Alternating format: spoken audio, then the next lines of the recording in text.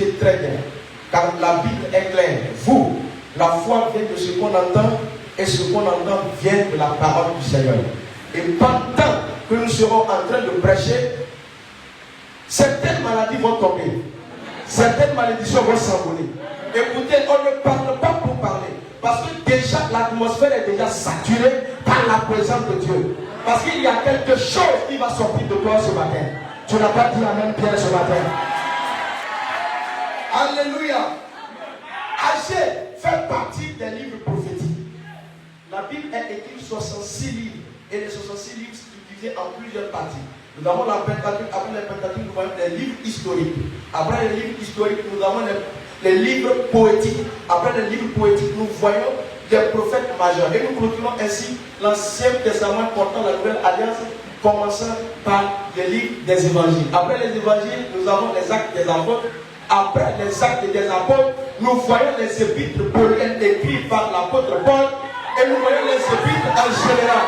Et nous continuons la Nouvelle Alliance avec ce que nous appelons le livre des Apocalypses. Alléluia. Voilà Jésus. Agé fait partie des livres prophétiques. Agé prophétisa au même moment où Israël est sur le point d'attendre la venue du Messie. Il prophétisa au même moment que Zacharie, au même moment que Malachie. Ce sont les trois types de prophètes qui ont prophétisé dans les années 548 à 495 avant Jésus-Christ. La Bible dit que Dieu parla à un homme par la prophétie d'Agé. Il s'appelait Zorobabel. Et cette même prophétie, ça va s'adresser à un homme appelé Josué. Il a dit, regardez ce temps, comme vous le voyez maintenant. Il vous paraît peu à vos yeux, n'est-ce pas? Mais ne vous en faites pas. La gloire de cette maison sera plus grande que la première. Ça veut dire clairement qu'il y a eu un temps avant ce temps qu'ils sont en train de voir aujourd'hui. Donc pour comprendre la gloire de Dieu qui arrive, il faut savoir comment était la gloire précédente. Une maison qui a été construite par l'homme le plus riche de tous les temps. Il s'appelait Salomon. Il avait des milliards à sa disposition. Mais Dieu dit à un groupe de réfugiés, à un groupe d'exilés, qu'il revient sur le territoire. Ce n'est pas une question de moyens, ce n'est pas une question d'argent, mais la gloire qui va sortir de ce lieu, ça va choquer le monde entier. J'ai envie de dire à quelqu'un ce matin, la gloire qui va sortir de toi aujourd'hui, ça va choquer ton village, ça va choquer ta nation. Si c'est pas dit, amen fort. La Bible dit que Dieu parla à un homme qui s'appelait Abraham. Il lui dit, dans Genèse chapitre 12, bien sûr, il lui dit, par toi je sortirai une grande nation. Mais quand il appela Abraham, il lui dit, mais le peuple qui va sortir de toi sera esclave en Égypte pendant 400 ans. Mais je sortirai. Je jugerai la nation et je libérerai mon peuple. Cette prophétie a été donnée. Jusqu'au moment où nous parlons, nous prêchons de ce livre, le peuple d'Israël a traversé 4 grands empires. L'empire égyptien qui a essayé de le détruire.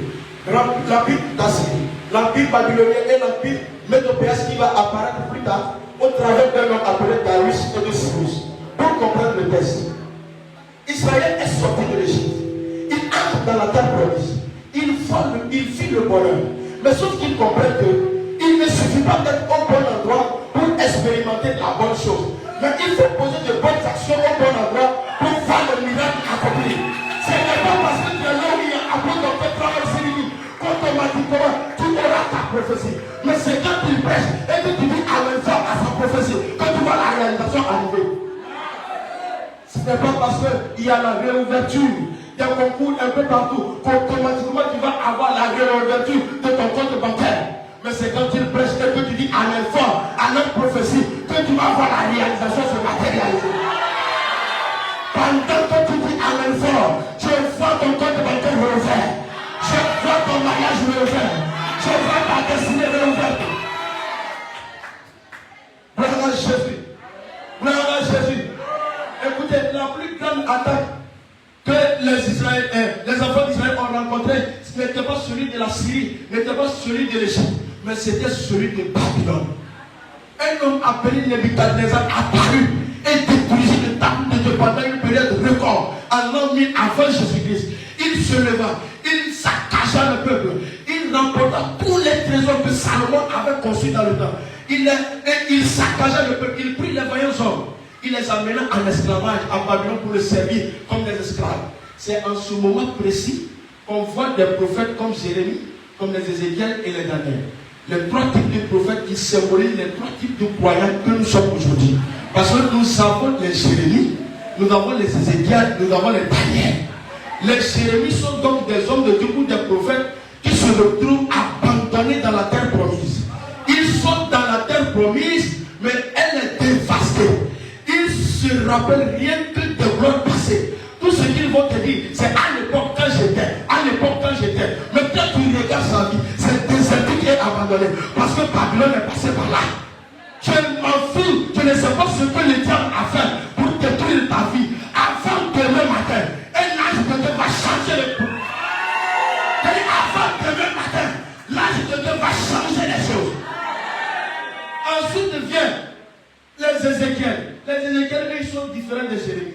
Eux, ils sont transportés dans Babylone. Ils sont près du fleuve Kébar. Et là-bas, les oppresseurs leur disent chanter les chants de Sion. Ils sont restés fidèles. Ils disent comment pouvons-nous chanter des chants de Sion pourtant qu'on n'est pas sur notre terre. Ils sont restés fidèles et on attend les liquider. Ensuite, il vient ceux-là qu'on appelle les Daniel. Acclamez bien pour les Daniel. Acclamez bien pour les Daniel. Les Daniel, ils sont poussés. Ils sont hors du territoire, mais ils se retrouvent au palais. Ils sont au milieu des ressortissants et des francs-maçons. Mais c'est eux qui dirigent. Parce que leur Dieu leur a donné le contrôle. Je dis, je m'en fous du nombre de francs-maçons, des ressortissants, des marabouts, des féticheurs, qui sont dans cette localité, qui sont ici au Maroc. Mais l'Assemblée de Maroc va diriger la nation israélienne. Parce que les gens sortiront ici des ministres, les gens sortiront ici des juges, des ministres, des cabinets. Gloire à Jésus. Alléluia. La Bible dit, quand Nebuchadnezzar a été en train de diriger le peuple, il a détruit Israël, il a détruit Jérusalem, il a détruit le temple de Dieu. Et ce qui va m'énerver, il était sur le point de mettre des gens à sa disposition, comme s'il était que Dieu punisse le diable. Que Dieu punisse le diable. La Bible dit, quand Nebuchadnezzar va mourir, il va donner le pouvoir à son fils Belchassar. Quand lui va venir, c'est en ce moment, Daniel va comprendre par les livres qu'il y a eu une prophétie qui avait dit que le peuple doit être libéré à 70 ans. Mais à 68 ans déjà, le peuple a été déjà libéré. 2 ans avant la date de Dieu. Daniel va comprendre, mais quand Dieu lui donne une date, cela ne veut pas dire que c'est la date. Parce qu'il avait dit aux enfants d'Israël, ils seront en esclavage en Égypte pendant 40 et 400 ans. Mais Israël est resté en esclavage à 430 ans. Pour Daniel, 70 ans est devenu 68 ans. Ça veut dire, si la prophétie peut se prolonger, la prophétie peut se raccourcir. Je ne sais pas qui avait dit que c'est dans 10 ans que tu vas te marier. Je ne sais pas qui avait dit que c'est dans 5 ans que tu auras ton enfant. Que tu punisses le Dieu de ta grand-mère. Avant la fin de cette année, cette prophétie va se réaliser. Pendant que tu viens en même temps, c'est à toi que je parle. Gloire à Dieu. Nebuchadnezzar va diriger le peuple. Il va mourir, il va laisser le pouvoir à son fils Belchassar. Et quand tu lui lèverais, il dépassait même son papa. Il faisait des choses bizarres avec les enfants de Dieu. Et c'est en ce moment précis. Dieu décide de voyager. Alléluia. C'est en ce moment précis que Dieu décide de voyager. Il va très loin de Babylone. Il va voir un homme. Et il était dans sa chambre. Il frappa à la porte. Et le jeune homme dit, c'est qui? Il dit, c'est moi l'Éternel, le Dieu des Hébreux. Cet homme s'appelle Cyrus. Cet homme n'était pas un chrétien. Il n'était pas un croyant. Mais Dieu partant frappa sa porte. Il lui dit, je t'envoie libérer mon peuple. Il dit, ah, c'est toi le Dieu de ceux-là qui sont en esclavage là? Il dit, oui. Mais tu veux quoi? Il dit, je t'envoie libérer mon peuple. Cyrus a commencé à se poser des questions. Il dit, Mais comment je peux aller libérer Israël à Babylone? Il regarde, il réalise que il a 32 000 hommes. Mais ce homme a 1 million d'hommes. Lui, il a 8 000 chars. Mais de l'autre côté, le monsieur a 700 000 chars. Il dit, mais comment, par quel moyen, par quelle magie, je peux aller? Il dit, Dieu, pardon, laisse-moi dormir, pardon. Avec ça là, je ne suis pas dedans. Mais Dieu lui dit, mon enfant, va, je serai avec toi. Mais tous les trésors qu'il a remportés, que Salomon avait construit dans le temps, moi Dieu, je vais te les donner. Celui dit, ah bon? Il dit, va, je serai avec toi. Qui es-tu, montagne devant Zorobabel? Qui es-tu devant Zorobabel? Je suis venu t'annoncer quelque chose. Je suis venu t'annoncer quelque chose. Quelle que soit la grandeur de tes ennemis, ils seront aplanis au nom de Jésus. Jusqu'à la fin de cette année, tous ceux qui se lèvent contre toi, ils vont rencontrer Cyrus dans leur voie. Jésus a délégué des Cyrus dans le ciel qui viendront vers toi aujourd'hui pour te libérer. Gloire à Jésus. C'est qui Zorobabel? Zorobabel est un homme que Dieu lui-même a choisi pour que les enfants d'Israël qui sont à l'exil à Babylone, que par lui, ils puissent rentrer sur leur terre. Mais quand Zorobabel regarde la situation, il trouve que c'est impossible pour lui de pouvoir y arriver. Mais Dieu lui dit, reste tranquille. Je suis venu t'annoncer que Dieu te dit de rester tranquille. Dieu te dit de rester tranquille.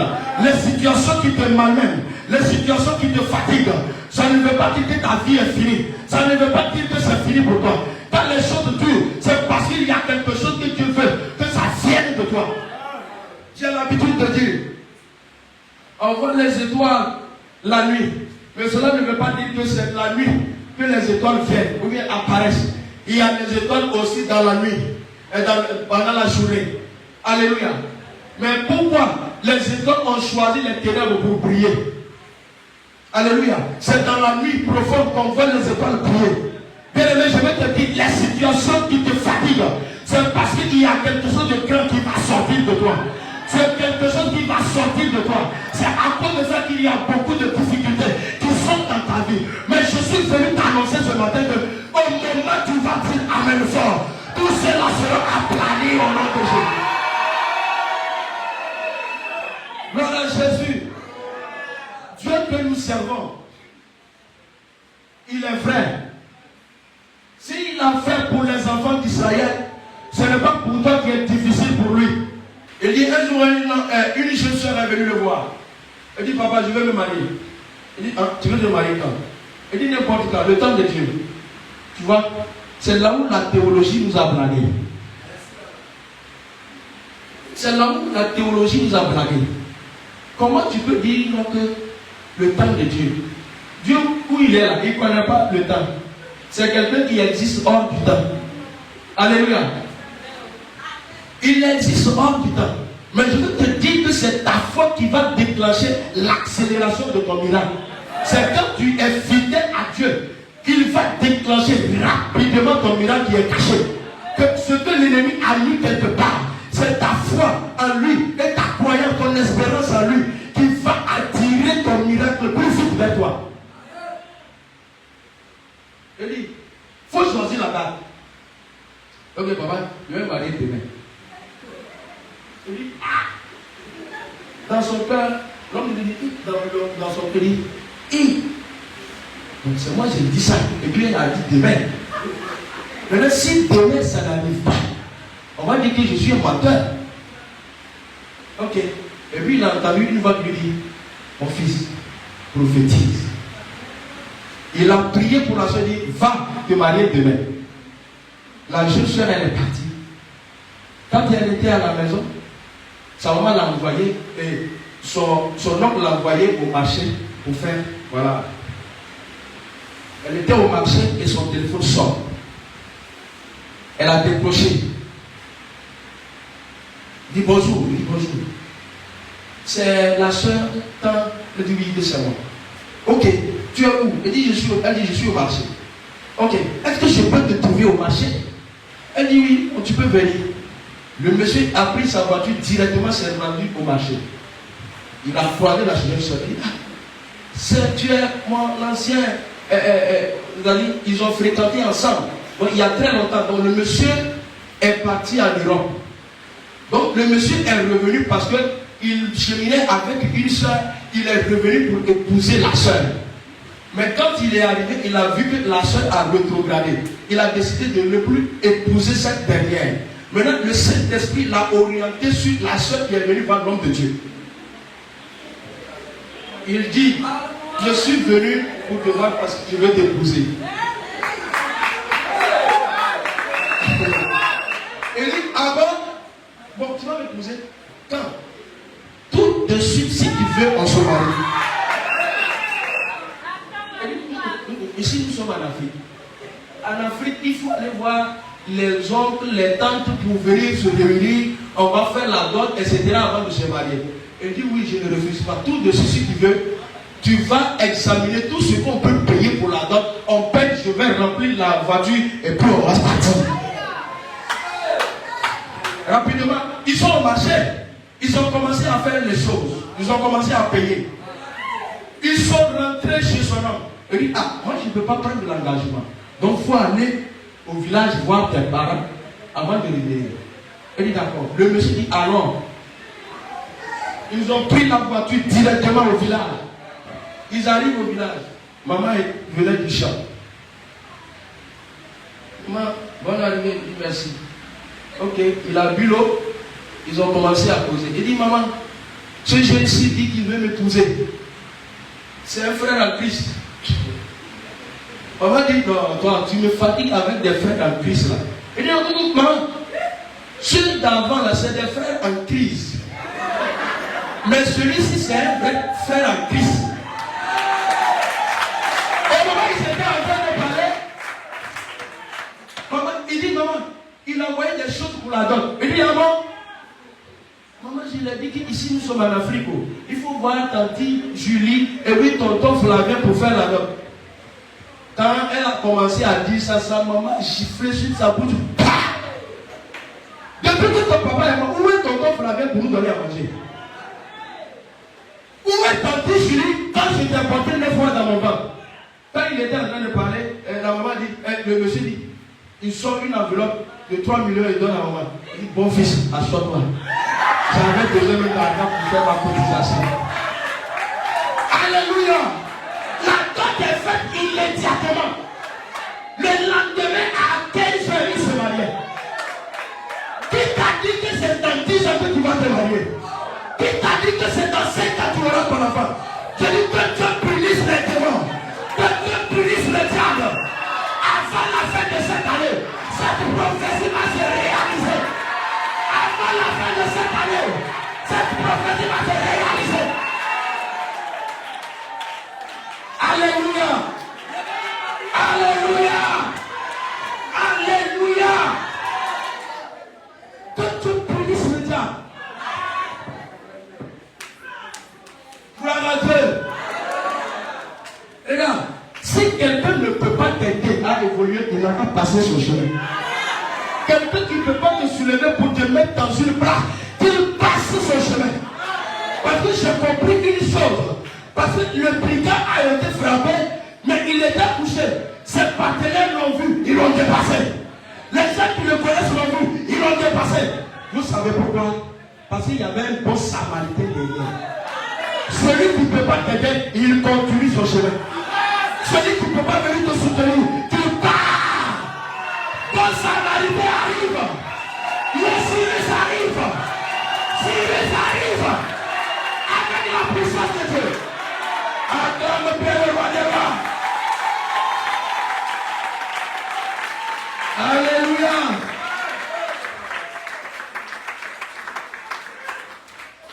Vous savez, quand tu regardes Novelas, excusez-moi le papa, tu regardes Novelas, tu étais en train de voir Alta Gracia. Au moment où tu regardais, Alta Gracia n'était pas enceinte. Et puis pour un coupé. Ah, c'est gâté. Ça fait mal. Parce que tu veux bien voir. Mais c'est coupé. C'est lui à couper. Alléluia. Quand il a coupé, tu es resté comme ça. À un moment donné, le courant vient prendre. Tu te précipites pour aller allumer ta télévision. Tu allumes ta télévision. Au moment où tu regardais la grâce, elle n'était pas enceinte. Mais tu allumes, tu vois, Alta Gracia est enceinte. Ça veut dire que tu as raté au moins 15 épisodes. Au moment où le courant est coupé. Je veux te dire que le courant va se couper dans le camp de tes ennemis. Il va manquer les épisodes de ta vie. Au moment où tu es en train de travailler. Au moment où tu es en train de travailler. Jusqu'à ce qu'ils vont s'en rendre compte. L'histoire est déjà accomplie. Au moment où il faut s'intéresser à toi, on te voit dans une gloire extraordinaire. Extraordinaire. Je veux te dire, cette gloire que tu as aujourd'hui, cela ne veut pas dire que c'est fini. Parce que je vois des gens ici qui vont devenir des ministres ici. Il y a des gens qui sont des présidents de Kabul. Il y a des gens qui sont grands ici, mais qui sont assis. Alléluia. Cette gloire, au moment où l'ennemi ne sera pas en train de s'intéresser à ça, au moment où il va prendre le temps pour bien regarder, tu es déjà assis en haut. Tu es déjà assis en haut. Tu es déjà assis en haut. Je parle dans ta vie ce matin. Que ce miracle s'accomplisse pour toi. Alléluia. Il a dit, quand ta voix est tracée, les sorciers regardent, les jaloux regardent, les imbéciles regardent. Mais à un moment donné, Dieu crée un virage. Il trace un virage. Au moment où Belchassar était là comme ça, il ne savait pas ce qui allait se passer. Jusqu'à ce qu'il se rende compte, les enfants d'Israël sont libérés. Tu vas là où on t'a minimisé. C'est là que Dieu va te soulever. C'est là que Dieu va te soulever. Parce que moi je sais de quoi je parle. C'est quelqu'un qui n'a jamais expérimenté Dieu qui peut penser, est-ce que comme Cyrus l'a fait. Parce qu'il ne croyait pas en Dieu. Mais toi tu crois en Dieu. Reste calme. Reste calme. Et puis tu vas voir. Alléluia. Je suis content quand j'ai lu ce passage où Dieu dit, le temple que vous voyez, ne vous inquiétez pas. Mais la gloire qui va sortir de ce lieu, ça va choquer le monde entier. C'est pourquoi j'ai dit que la gloire qui va sortir de toi aujourd'hui, je ne parle pas de demain, je ne parle pas d'après-demain. Cette gloire qui va sortir. Les ennemis, les sorciers vont venir s'agenouiller pour reconnaître la gloire de Dieu. Ils vont venir. Allez, la main de Moïse l'a jetée. Et elle est devenue une valeur marchande pour Moïse lui-même. Parce qu'on l'a payé pour alerter Moïse, ou même pour sécuriser Moïse. Et ceux-là qui t'ont laissé tomber vont venir demander audience pour te voir. Les gens ont humilié les ministres de David. Ils ont rasé leur barbe. Or, ils ont oublié que la barbe a été faite pour pousser. Quelqu'un t'a arraché ton travail, Dieu va remplacer. Quelqu'un qui t'a arraché le travail, ton mari, Jésus va remplacer. Celui qui a arraché le lien, Jésus va remplacer. C'est aujourd'hui seulement que ça va s'accomplir. Donne-moi Amen, Père.